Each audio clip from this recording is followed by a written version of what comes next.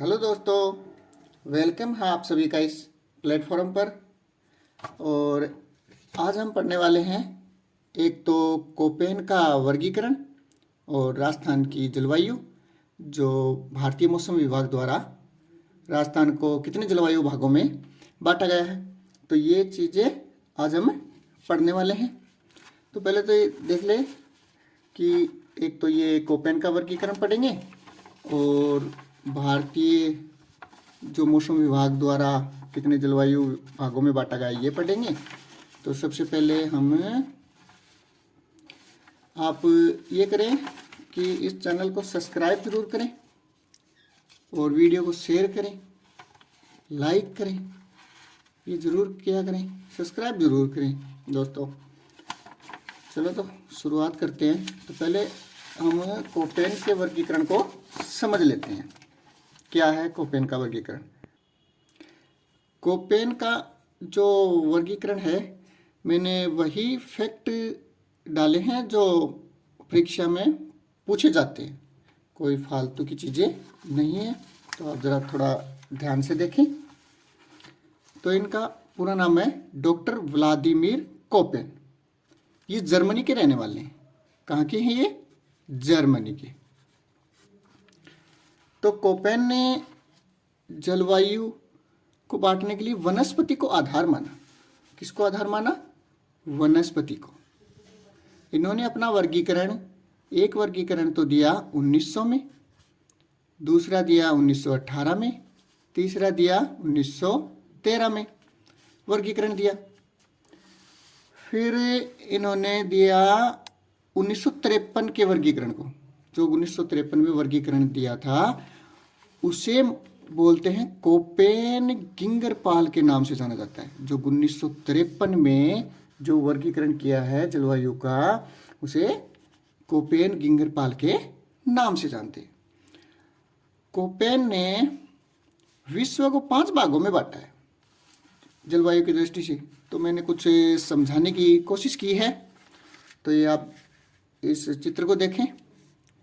तो ये पृथ्वी है, ठीक है जी। ये क्या है? ये पृथ्वी है। तो पृथ्वी को इन कटिबंधों में बांटा गया है। तो ये सबसे पहले तो ये जो बीच वाली रेखा है ये तो है भूमध्य रेखा। भूमध्य रेखा के उत्तर में ये है कर्क रेखा, कर्क रेखा। और जो दक्षिण में है ये वाली है मकर रेखा।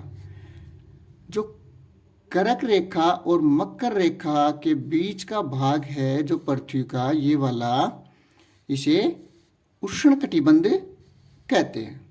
क्या कहते हैं इस भाग को? उष्ण कटिबंध भाग, उष्ण कटिबंधीय भाग कहते हैं। अब इसी तरह हम उत्तर में देखेंगे कि जो कर्क रेखा से लेकर ऊपर 66.5 डिग्री तक, मतलब आर्किटक वर्त तक इसे बोलते हैं। जो 66.5 डिग्री है, इसे 23.5 डिग्री कर्क रेखा है। तो इनके बीच का 23.5 से 66.5 डिग्री के बीच का भाग शीतोष्ण कटिबंध कहलाता है। शीत और उष्ण दोनों होती हैं, तो इसे कौन सा भाग कहेंगे? शीतोष्ण कटिबंध। तो ये दोनों तरफ है, उत्तरी गोलार्ध में भी है और दक्षिणी गोलार्ध में। अब आगे है 66.5 डिग्री से 90 डिग्री तक। कितने डिग्री तक? 66.5 डिग्री से 90 डिग्री तक शीत कटिबंध है। शीत कटिबंध मतलब हमेशा ठंड रहती है यहाँ पर और हमेशा बर्फ जमी रहती है, चाहे सर्दी हो या गर्मी हो। कहाँ से? इसी तरह दक्षिण में भी है 66.5 डिग्री से 90 डिग्री तक, ठीक है। तो इन्होंने कुछ सिंबल दिए हैं, मतलब कोई प्रतीक चिन्ह दिए हैं तो वो जलवायु को मापने के लिए। जैसे कि इनकी कोई फुल फॉर्म नहीं होती है ना। जैसे ए, बी, एच, डब्ल्यू, सी, ये डी, ई, स्मॉल एच, स्मॉल जी, ये वाले। तो इनके आगे इनका मतलब होता है, ये क्या क्या होता है कि ए का मतलब है, ए का मतलब क्या है? उष्ण कटिबंधीय आर्द्र जलवायु। तो जो यो विश्व को 5 भागों में बांटा है ना, तो इन्हीं के बारे में बता रहा हूँ। तो उष्ण कटिबंधीय आर्द्र जलवायु, तो यहाँ पर तापमान हमेशा 18 डिग्री से अधिक रहता है। फिर दूसरा है बी का मतलब है शुष्क जलवायु। शुष्क जलवायु मतलब वर्षा की तुलना में वाष्पीकरण अधिक होता है। जहाँ पर शुष्क जलवायु होती है वहाँ वर्षा कम होती है और वाष्पीकरण ज़्यादा होता है। अब शुष्क जलवायु प्रदेश को इन्होंने 2 भागों में बांटा है। एक तो नाम दिया है एस और एक डब्लू। तो एस का मतलब तो होता है अर्ध मरुस्थलीय प्रदेश, मतलब स्टेपी प्रदेश, इसी को कहते हैं। यहाँ पर तापमान होगा 45 डिग्री से 60 डिग्री के मध्य रहता है। और डब्लू का मतलब है मरुस्थलीय प्रदेश, एकदम से मरुस्थल शुष्क जो प्रदेश होता है उसे डब्लू के प्रतीक चिन्ह से अंकित किया गया है। अब है सी, तो सी का मतलब है शीतोष्ण कटिबंधीय, क्या होता है, शीतोष्ण कटिबंधीय आर्द्र जलवायु। यहाँ का तापमान रहता है 3 डिग्री से लेकर 18 डिग्री तक। अब है डी का मतलब, डी का, तो डी का होता है शीत आर्द्र जलवायु। कौन सा, कहाँ पर है ये शीत आर्द्र जलवायु, ये वाली, ये जो 66.5 से 90 डिग्री के मध्य रहती है ना, तो ये शीत कटिबंधीय आर्द्र जलवायु है। तो यहाँ पर 3 डिग्री से कम रहता है। जब सर्दियाँ होती हैं शीत आर्द्र जलवायु प्रदेश में, तो तापमान 3 डिग्री से कम रहता है और गर्मियों में 10 डिग्री से ऊपर, बस इतना ही रहता है। अब ई का मतलब है एकदम से शीत वाला जगह, एकदम से शीत वाले जगह, जहाँ पर ये ध्रुवीय होते हैं, ध्रुव होते हैं ना, वो वाली जगह।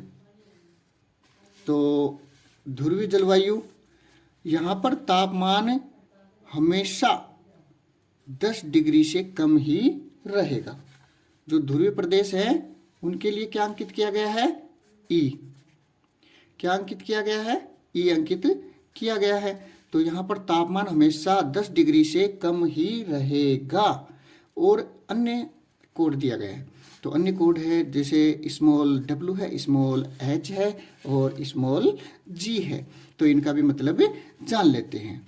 तो स्मॉल डब्लू का मतलब क्या होता है, शीत ऋतु शुष्क हमेशा, मतलब जब सर्दियाँ होंगी तो हमेशा शुष्क रहेगा और वर्षा केवल ग्रीष्म ऋतु में ही होगी।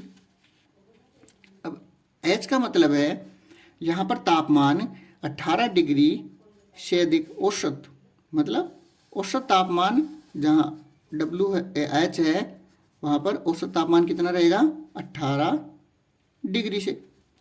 और जी का मतलब है वर्षा ऋतु से पहले ग्रीष्म ऋतु ही होगी। क्या होगी, वर्षा ऋतु से पहले ग्रीष्म ऋतु ही होगी। अब इस तरह से ये कोपेन का वर्गीकरण था।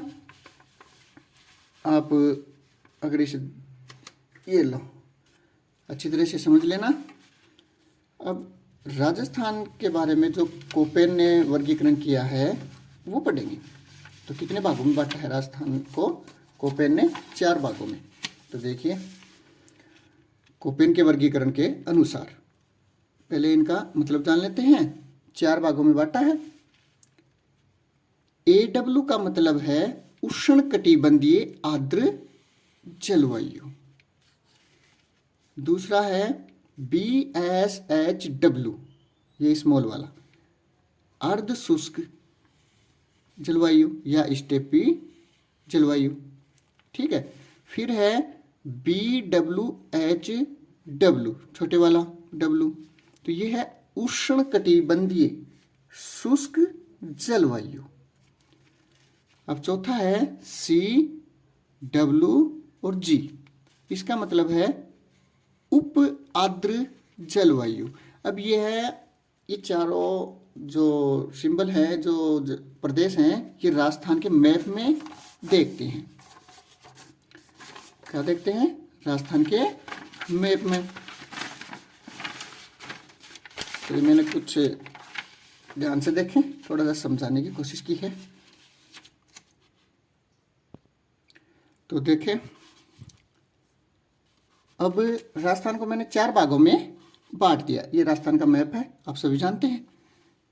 एक तो यहाँ से यहाँ तक ये वाला प्रदेश, एक ये वाला प्रदेश, और एक ये वाला प्रदेश, और दक्षिणी राजस्थान का प्रदेश ये वाला। ठीक है, तो BWHW ये प्रदेश कौन सा होगा? उष्णकटिबंधीय शुष्क जलवायु प्रदेश होगा। उष्णकटिबंधीय शुष्क जलवायु प्रदेश होगा। तो इनमें कौन कौन से जिले आते हैं वो भी देख लेते हैं। जैसे कि पूरा तो जैसलमेर आएगा, बीकानेर का पश्चिमी भाग आएगा, और उत्तर पश्चिमी जोधपुर का भाग आएगा, हनुमानगढ़ जिला आएगा, और गंगानगर जिला आएगा। ये कौन से प्रदेश में आते हैं? BWHW में, मतलब उष्णकटिबंधीय शुष्क जलवायु में। अब अगला है BSHW। कौन सा है? BSHW वाला प्रदेश। तो इसमें कौन कौन से प्रदेश आते हैं? बस यही ध्यान रखना है, कौन कौन से क्वेश्चन लगभग यही आते हैं कि BSHW में कौन सा क्षेत्र आता है, कौन सा जिला आता है। तो आप थोड़ा सा ध्यान से देखें। तो BSHW में कौन कौन से जिले आएंगे? एक तो बाड़मेर, जालोर, और नागौर, चूरू, सीकर, झुंझुनू। मतलब जो BSHW है उसमें पूरा तो शेखावाटी प्रदेश आ जाएगा, पूरा शेखावाटी प्रदेश आ जाएगा। और यह अरावली के दोनों ओर है, और पश्चिम में है यह प्रदेश। कौन सा प्रदेश? BSHW। अब जो ये CW वाला प्रदेश है, ये मैदानी प्रदेश के अंतर्गत आता है वैसे तो इसको देखें, इसमें कौन कौन से जिले आएंगे, तो यही देखते हैं। तो CWG में राजसमंद आएगा, भीलवाड़ा आएगा, कोटा टोंक जिला आएगा, बूंदी आएगी, अजमेर, सवाईमाधोपुर, धौलपुर, करौली, भरतपुर, ये सभी जिले CWG में आते हैं। और कौन सा भाग आता है? अरावली का दक्षिणी भाग आता है, और दक्षिणी पूर्वी भाग भी आता है। अरावली का एक तो दक्षिणी भाग और एक दक्षिणी पूर्वी भाग भी किस में आएगा? CWG के अंतर्गत आता है। अब ये है AW, ये कोपेन का वर्गीकरण है। तो AW, तो इसमें कौन कौन से जिले आते हैं? एक तो बांसवाड़ा, एक झालावाड़, दक्षिण डूंगरपुर, मतलब डूंगरपुर का दक्षिणी भाग, और दक्षिणी चित्तौड़गढ़, ये जिले आते हैं। ठीक है, तो इसका अगर स्क्रीनशॉट लेना चाहो तो ले सकते हैं। ठीक है जी। अब देखेंगे हमारे राजस्थान को जो भारतीय मौसम विभाग के द्वारा कितने भागों में बांटा है। तो ये बांटा गया है 5 भागों में। तो भारतीय जो मौसम विभाग है जो भारत का, वो सिर्फ राजस्थान को ही 5 भागों में बांटा गया है, और तो बाकी 4 है, कोई 3 है, ऐसे हैं। तो सबसे पहले जो भारतीय मौसम विभाग द्वारा बांटा गया वो जान लें, और जलवायु किसे कहते हैं वो थोड़ा सा देख लें। जलवायु किसे कहते हैं? किसी भी क्षेत्र या स्थान की लंबे समय, क्या समझे, किसी भी क्षेत्र या स्थान की लंबे समय तापमान, वायुदाब, जलवाष्प और आर्द्रता, इनसे संबंधित जो दीर्घकालीन अवस्थाएं होती हैं, जो औसत दशाएं होती है, उसे ही जलवायु कहते हैं। अब देखिए, राजस्थान को भारतीय मौसम विभाग ने 5 भागों में बांटा है। कितने भागों में बांटा है? तो पहले हम ये बाद में देखेंगे, और पहले ये मैप के माध्यम से समझते हैं कौन कौन से हैं। तो कौन कौन से हैं? एक तो है शुष्क जलवायु प्रदेश, एक है अर्ध शुष्क जलवायु प्रदेश, जो स्टेपी तुल्य भी कहते हैं।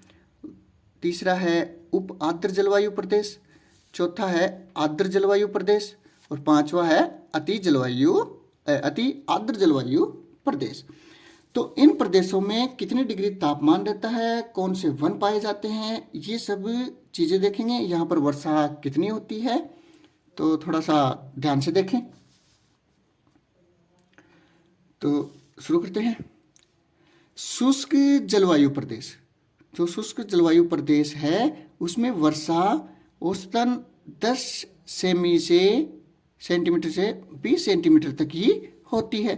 और इस शुष्क प्रदेश में शुष्क वन पाए जाते हैं, जैसे घास हो गई, कटीली झाड़ियाँ, ये इस प्रकार के वन पाए जाते हैं। जैसे जैसलमेर में वो कौन से घास का, वो दिमाग से निकल गया, तापमान सेवण घास, हाँ सेवण घास के मैदान पाए जाते हैं ना, उसी तरह से ये तापमान कितना होता है शुष्क प्रदेश में, 45 डिग्री से लेकर 50 डिग्री के मध्य रहता है।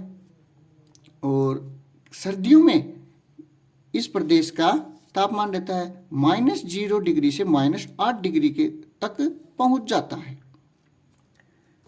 अब दूसरा जलवायु प्रदेश है अर्ध शुष्क जलवायु प्रदेश या स्टेपी तुल्य प्रदेश। तो इस प्रदेश में वर्षा 20 से लेकर 40 सेंटीमीटर तक होती है। यहाँ का तापमान 36 डिग्री से 42 डिग्री सेंटीग्रेड तक रहता है। ये तो गर्मियों का हो गया। और सर्दियों में 10 डिग्री से लेकर 17 डिग्री तक तापमान रहता है। यहाँ पर भी शुष्क वन पाए जाते हैं। जैसे कि कौन कौन से पेड़ पाए जाते हैं, वृक्ष पाए जाते हैं, तो वो हैं रोहिड़ा के वृक्ष, बबूल के, खेजड़ी, धम्मन, जाल, खींप आदि प्रकार के पेड़ पौधे पाए जाते हैं। आप सभी को पता ही होगा कि खेजड़ी तो सबसे ज़्यादा नागौर में मिलती है। अब तीसरा है उप आर्द्र जलवायु प्रदेश। तो यहाँ वर्षा कितनी होगी उप आर्द्र जलवायु प्रदेश में 40 सेंटीमीटर से 60 सेंटीमीटर तक वर्षा होगी। और यहाँ का तापमान होगा गर्मियों में 28 डिग्री से 34 डिग्री तापमान रहेगा। ये औसत तापमान है, ये औसत तापमान है। आप सभी को पता ही होगा कि तापमान घटता बढ़ता रहता है। और सर्दियों में 12 डिग्री से लेकर 18 डिग्री सेंटीग्रेड तक तापमान रहता है। अब है चौथे नंबर का आर्द्र जलवायु प्रदेश।